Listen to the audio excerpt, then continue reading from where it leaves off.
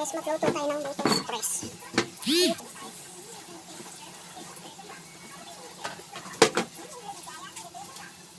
Gisa-gisa na natin si luya, sibuyas, bawang.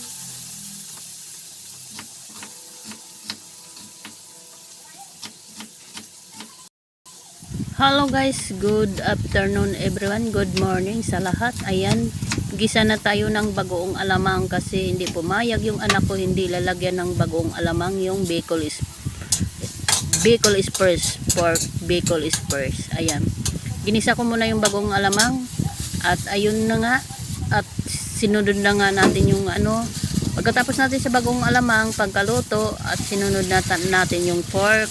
Ginisa na din natin sa bawang, sibuyas at luya. At ayun na, pinalambot na natin yung pork. Kusa lang siya, pinalambot natin sa katas niya.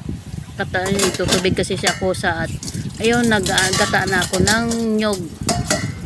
Para yung pangalawang gata, yun yung sasabaw natin pang palambot sa pork natin guys.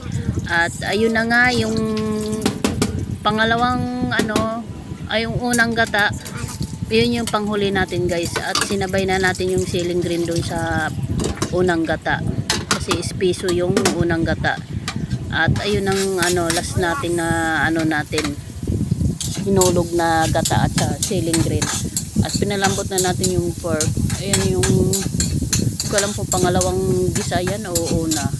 Ayan, pinalambot ko yung yung pork natin. Ay, nagsaing na ako at may egg pala yan.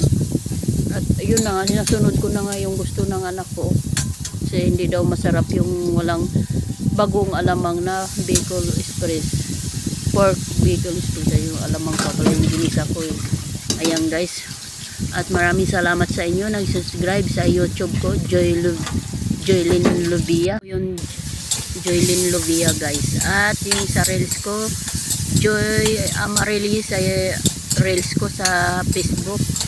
Ayan guys, maraming salamat sa inyo nag-subscribe sa akin sa YouTube. Thank you very much. At huwag niyo kalimutan sa reels ko din guys sa Facebook. Mag-subscribe, may subscribe, yakap at share and comment. Ayan guys. At ayan na nga guys, maraming salamat sa inyo panood at magtiyaga sa aking mga YouTube ay mga videos ko, nagtiyaga, at maraming salamat at God bless you at ingat tayo palagi. Ayan, hinain ko na nga yung yung bagong alamang, tsaka ko na nilagay yung bagong alamang na malambot na yung pala yung pork kasi hindi ko bawal pala sa mister ko yung yung bagong alamang, at binukudan ko na siya nung lumambot yung pork na nilagyan ko na siya ng gata, ng pangalawang gata. Ay yung unang gata, yung last nating gata, doon ko na siya binukuran ng ulam at doon ko na nilagay yung bagoong kasi luto na yung bagoong natin. Nilagay ko na lang siya yung bagoong natin sa pork. Luto na kasi yun, nalo-halo ko na, pinakuluan ko na lang. At ayun na nga yung luto na siya. Yun yung finished product na guys, nandyan na sa dulo. Ayan guys, bye bye, God bless you at mag-ingat tayo palagi. Thank you very much. Abangan na lang po ang finished product. Nilagay na natin yung unang gata. Ayan ang Bicol Express natin. Inisa pala natin yung bawang, sibuyas at luya.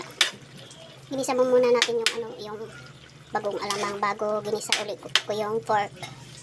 Ayan, pinalambot ko siya. Inano ko yung pangalawang gata, yun yung pinangsabaw ko sa kanya. At malambot na siya. Nilagay ko yung unang gata. Ayan guys, ang finished product natin sa Bicol Express.